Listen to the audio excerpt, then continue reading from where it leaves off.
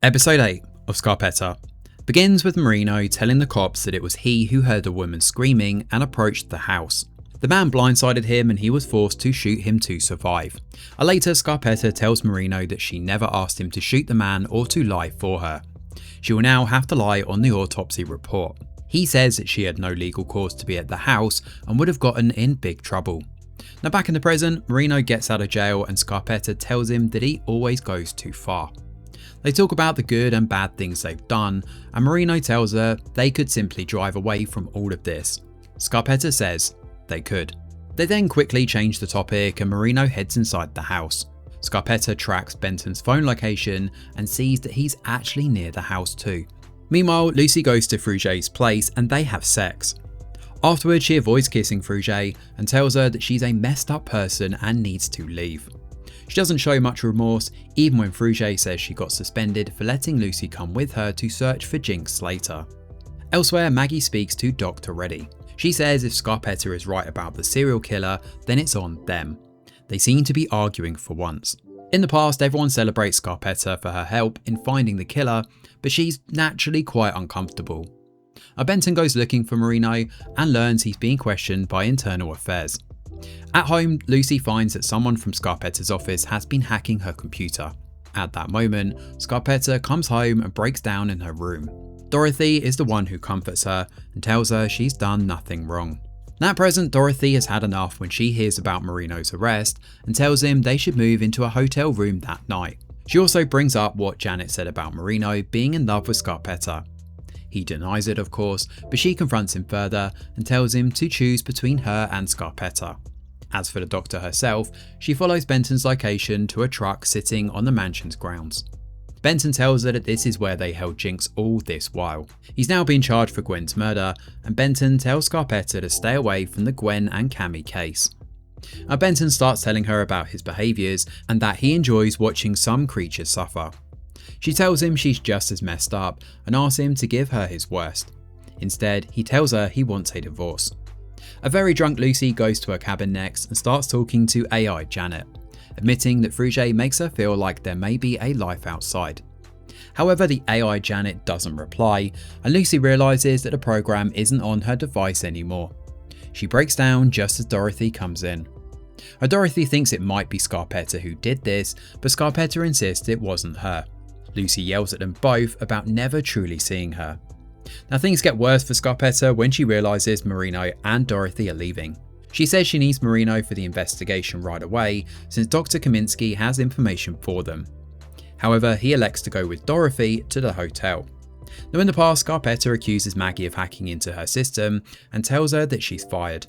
Now Benton meets Scarpetta and asks her what happened with the case. Instead of explaining, she pulls him into a locked room and they have sex.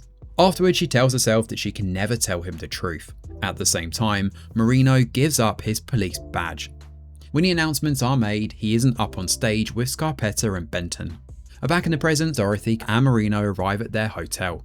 Lucy goes to see Matt Peterson of all people, while Benton visits Sierra. Scarpetta gets a surprising visit from Maggie, who gives her a sample of the skin graft and says it was the same material on both Gwen and Cammy.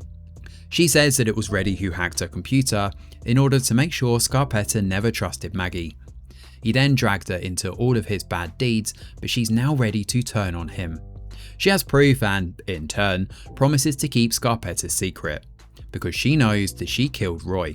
After hearing her out, Scarpetta agrees to work together to take Reddy down. Now back home, Scarpetta gets a call from Fruget, who says that Gwen and Cammy were part of a test group at Thor. That's how they had the same skin graft. She says there was someone else in the test group, but the network is bad and Fruget's voice cuts off.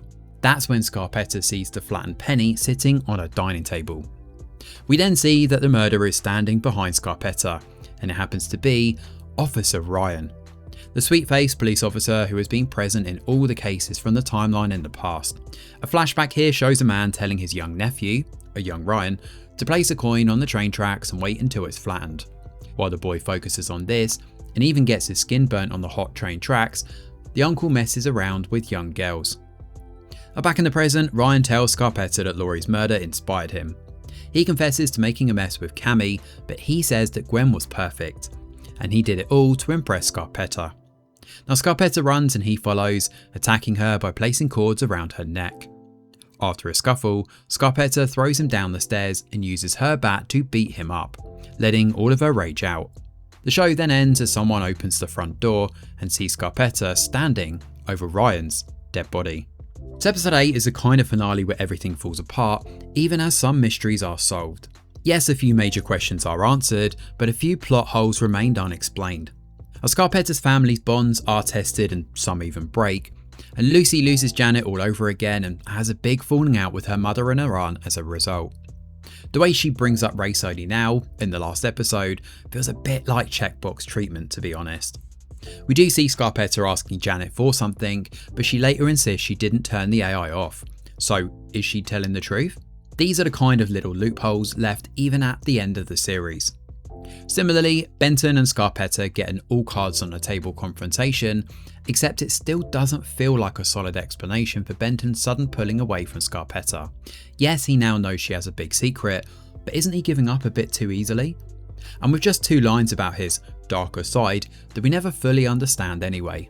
The show also hasn't established his relationship with Sierra enough for us to understand why he seeks refuge with her at the end. The same goes for the relationship between Marino and both sisters. His dynamic with Scarpetta is never clarified, and the conversation in the car muddies the waters further, while the final scene leaves him and Dorothy facing away from each other. All in all, we do get a thrilling end to both cases, both in the past and the present, and the final reveal of Officer Ryan is a delightfully unexpected eventuality.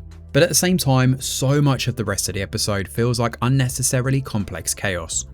It's also all clearly gearing up for a second season, but honestly, it might have been better to wrap things up here, because where do we go next? Thanks for watching, and do let us know your thoughts in the comments below. Smash a like or subscribe to the channel, your support is very much appreciated. I'm Greg Wheeler, and from all of us over here at The Review Geek, we'll see you on the next video.